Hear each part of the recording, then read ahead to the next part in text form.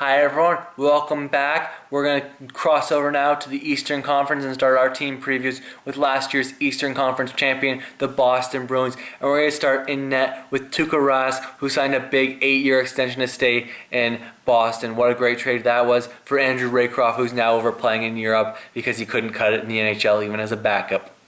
We're going to look at the guys in front of Rask now, and that's led by their captain, the biggest player in NHL history, Zdeno Chara, a true number one defenseman. Yes, he was weak in the Stanley Cup final, but he is still an elite defenseman who's in the conversation for the Norris every single year. One of the best free agent signings in recent memory since the lockout.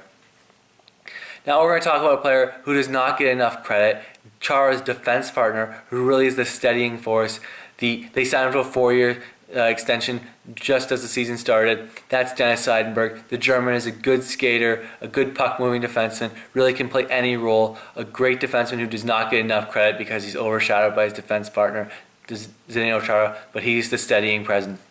We go down and we have last year's playoff hero Torrey Krug. They'll have to see if he can live up to it over 82 games in an NHL season. And then they got one of their pieces in the Phil Kessel trade. That's Dougie Hamilton, the highly touted defenseman. I expect big things in his second season. I think that yes, there'll be a risk of him hitting a rookie wall, but he is extremely talented and a great guy to have.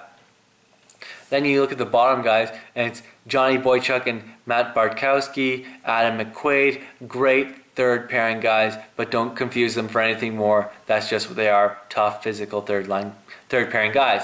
Let's move to the forwards, where this is a deep team up the middle. You got Patrice Bergeron, Gregory Campbell, Mark Savard. Excuse me, not Mark. Yes, they have Mark Savard, but he's never going to play again. 46, Krejci, good players, two-way players who get the job done. The big loss, of course, is Rich Peverley, who is a great two-way forward. Can't forget about Chris Kelly, the great defensive forward they picked up in this great deal with the Ottawa Senators.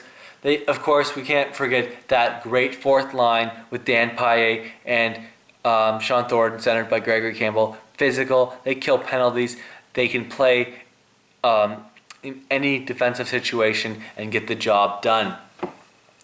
Well, let's move up to the top of the order. You made your big off-season trading Tyler Seguin, a move that will bite you in the ass in 5 years, but you're going for the short term and hoping to maximize your window by acquiring a top-line winger in Louis Eriksson. He's a great goal scorer with little talent. Now he's going to Boston to be on their top line with either Bergeron or Krejci, and I expect him to break 40 goals. I think it's going to be like a James Neal situation when the Stars trade him to Pittsburgh.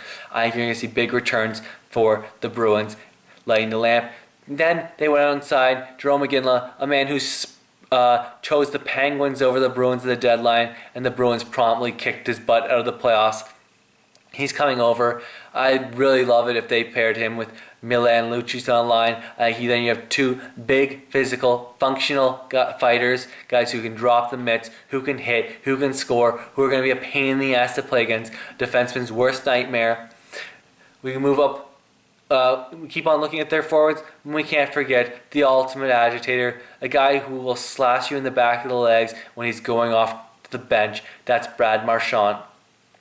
And he's a guy who can get 25 goals. He's going to piss the hell out of everybody, and he's going to be a reason why the Bruins are in the conference finals again.